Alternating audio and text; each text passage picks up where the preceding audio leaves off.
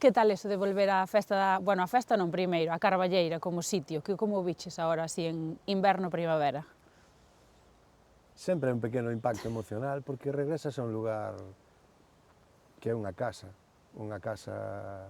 dende hai moito tempo, entón é bonito, vir aquí sempre é bonito. Dis que é unha casa dende hai moito tempo porque recordas a primeira vez que pisaches Zas? Quizás estaba na Coruña, entón, se estaba na Coruña, tería 20 aniños, 19, 20 aniños. Logo vin máis a miúdo cando vivía na Laracha. Eu vivía no Val de Soandres, en Erboedo, e aqueles anos vin varios. Non che dixo, ao mellor, 5 ou 6 seguidos. É probable, sí.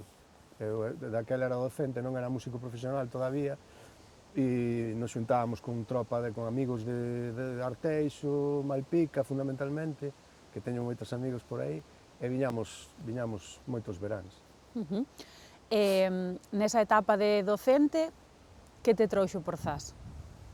Bueno, estiven aquí dando aulas de gaita a uns rapazotes e a unhas rapazas, e teño tamén moi bons recordos daqueles anos. E teño recordos tamén coincidentes coa propia Carballeira, o sea que, bueno, aí se me mezcla un poquinho todo, sabes? Sí. Algo que recordes especialmente deses anos como mestre? Estar nun lugar que, aparte de que tiña moita afición pola tradición, polo folclore, etc., era unha capital tamén no que atinxe ao folclore vivo, a xente de antes que todavía tocaba a pandeireta fundamentalmente e bailaba. Así, o sea que aquí hai moitos nomes, Carreira, Pudenza, moitos nomes que me levan a Muiño, Couto, que me levan inmediatamente tamén ao arquivo, a esa tradición recollida e plasmada nos cancioneiros e nas grabacións.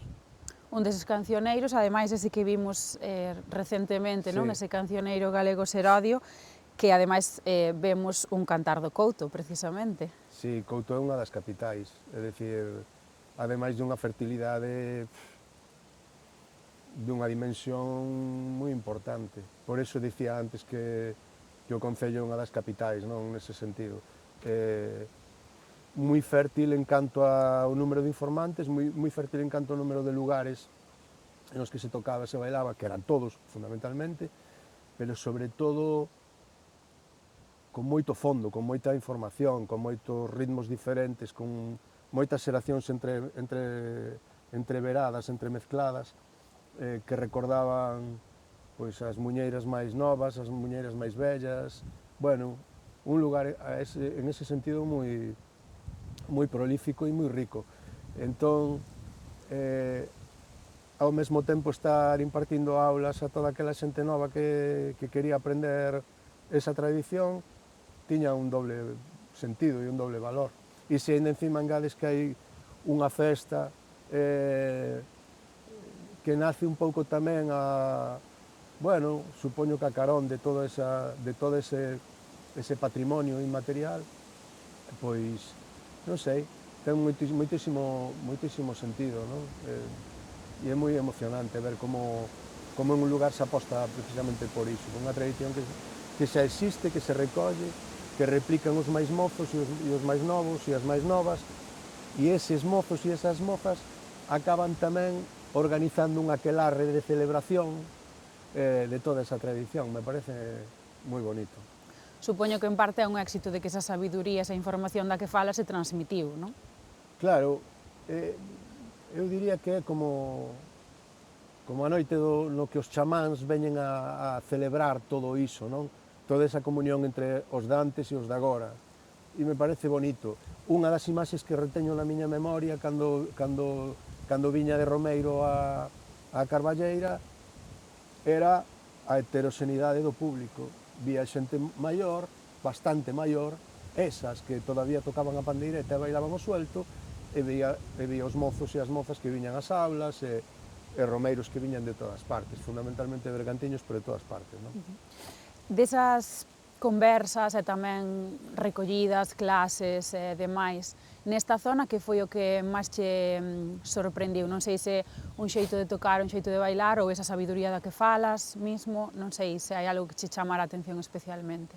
Quizáis aquelas recollidas aí en Couto, no Couto, durante varias tardes de domingos, sorprenderonme por moitas cousas.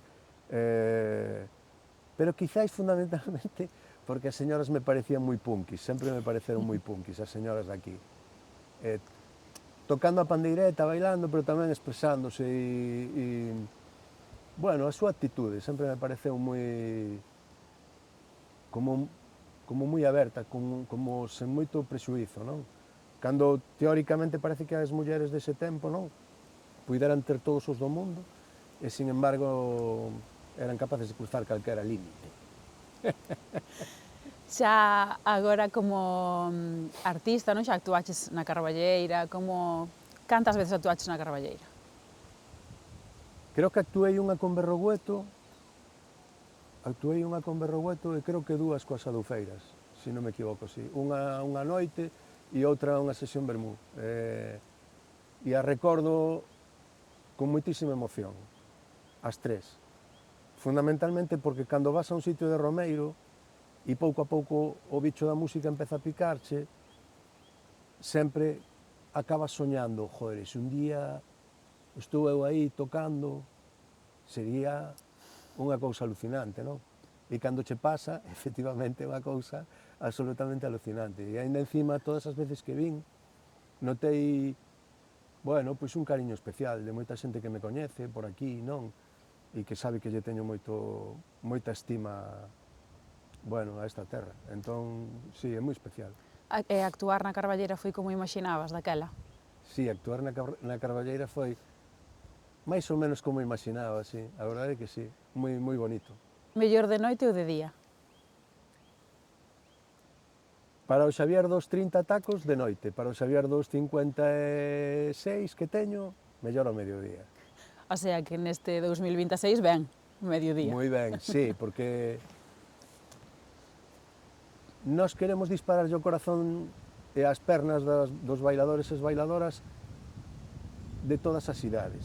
E tamén nos gusta moito ver pícaros nos concertos e a xente maior que ao mellor de noite non se anima tanto, e nos parece que hai que, en ese sentido, democratizar a música e os festivais, non? E creo que cada vez os horarios están un poquinho máis en concordancia con iso, non?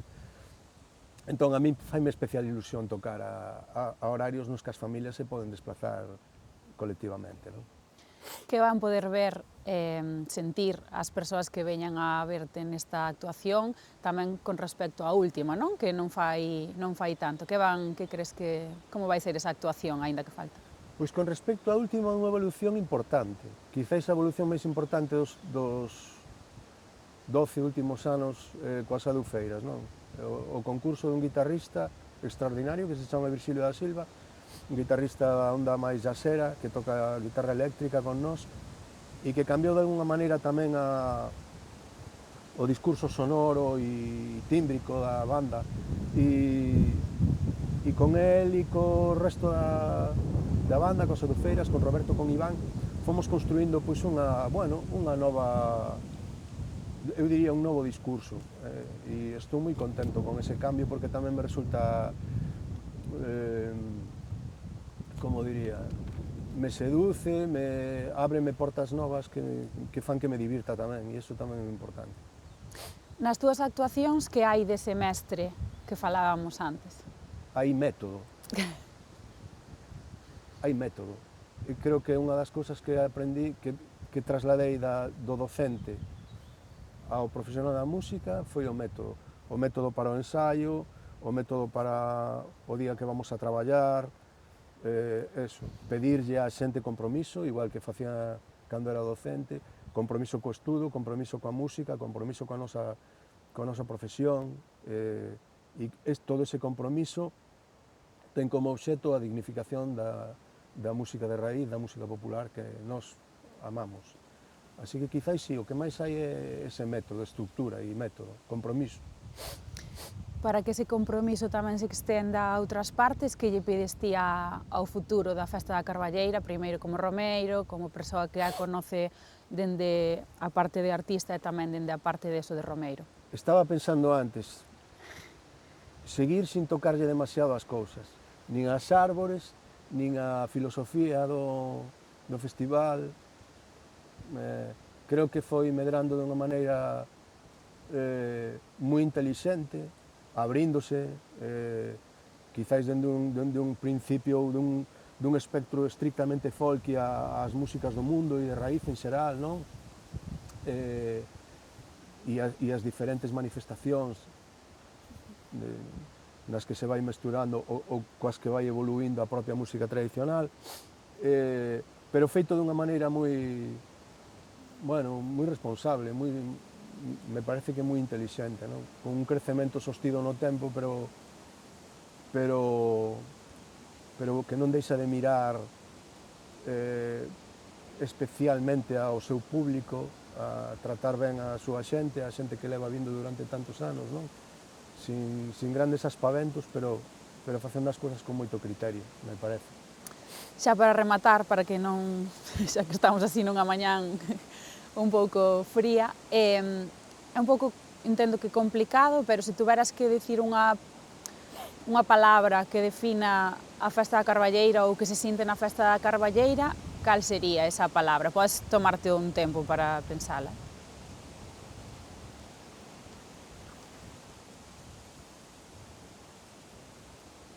Non é fácil, eh?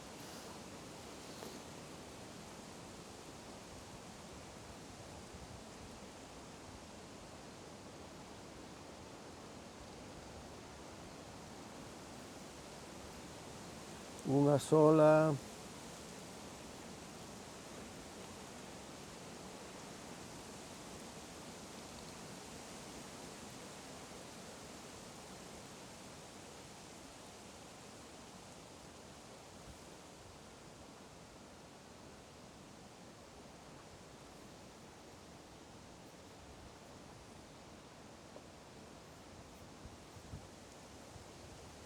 Non me vai a ser fácil unha sola.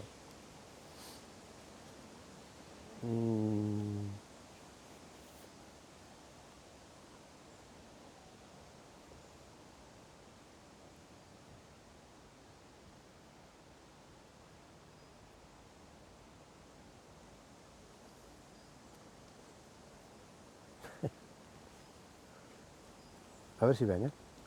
Si, senón, se son dúas ou tres, tampouco pasa nada. Vale.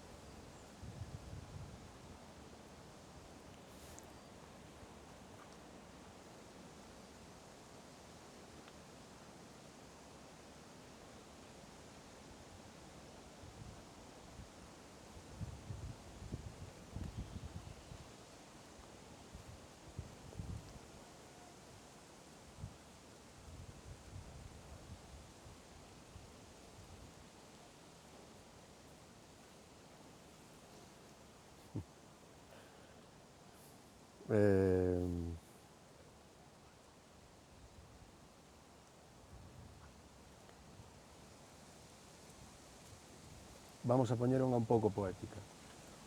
O lugar no que as landras viven a noite máis feliz do verán, algo así. Un lugar de comunión, de celebración colectiva, non sei, non é fácil buscar unha palabra sola. Bueno, eso tamén xa di moito. Sí, é difícil buscar unha palabra sola. Agora me estaba acordando dunha anécdota no río, que deberíades de pensar un ano en tirar de memoria e facer un anecdotario e sacar un libro cos anécdotas do que foi pasando en todas as edicións. E as bandas poden vos axudar algunhas. Eu acordome de algunha monumental. Unha, cando vin de Romeiro un ano, que estaba na Laracha, e que cando me dirixía a miña tenda de campaña ás 5 da mañá, me encontrei que estaba ocupada con amor. Así que volvín a cerrar a cremalleira e deixar que o amor seguira sucedendo na miña tenda de campaña e dormín ao raso.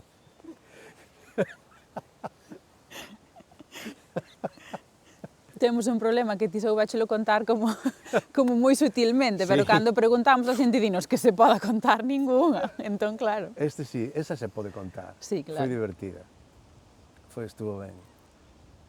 Pero bueno, poderían contarvos algunhas outras cousas. Hai un berrogueto, Santi Cribeiro, que atopou aquí o amor, o seu amor de toda a vida. Ah, sí?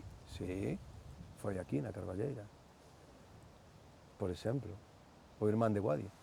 Isabel Vilaseco, que era unha das Anubía. Acordades vos da Anubía? Eran as que iban, as pandereteiras de Cantigas e Garimos que iban con un berrogueto, pois namoraron aquí. Este foi é un lugar especial para eles. Sempre que vimos Isabel, que viña con nos de Rodi, sempre se acordaba para ele é un lugar moi especial. E logo lembro unha anécdota, lembro un par de anécdotas. En realidade, unha non sei se vivida e outra contada. Unha de Berrogueto é que hai anécdotas monumentales. Unha de Berrogueto, que estaban tocando e de repente pola parte de atrás do escenario se subiu un tipo con unha coroa de loureiro, vale? E el tocaba o buzuki e a arpa. E o tipo se sentou na arpa. Entón estaba coa coroa de loureiro facendo que tocaba a arpa, non? E o personal empezou a descargasarse da risa, non sabían que se pasaba. E miraron, e os tipos estaban tocando, miraron para atrás e viron a outro ali, todo entregado, tocando a arpa. E logo, outra anécdota que me contaron, esta me contou Isaac Palacín, tamén o percusionista de Berrogueto, foi que estaban encima do palco e tocaba con eles un gaiteiro, non me acordo agora do nome. Non sei se estaba Guadi todavía na banda, non? No, debía ser cando Anubía, cando estas rapazas. Entonces colleu un udú, que é un instrumento de percusión feito de barro, e díxolle, toma, aguántame isto aquí e ten moito cuidado que é moi delicado, non o vayas a romper. Caeu pola parte de atrás do escenario, había un hueco, caeu pola atrás, e acabou no río, metido hasta a cintura, pero co udú de barro así, dicíndolle a Isaac, non rompeu. Esa tamén sempre me pareceu genial. Por eso digo que debería de apuntar, porque as bandas teñen que ter 1000 anécdotas das que foron pasando. E un libro de anécdotas sería genial. Sería moi divertido, eh? Bueno, pois collemos nota e esperemos que sigas colleitando anécdotas na Carballeira. Bueno, Gracias. moitas grazas.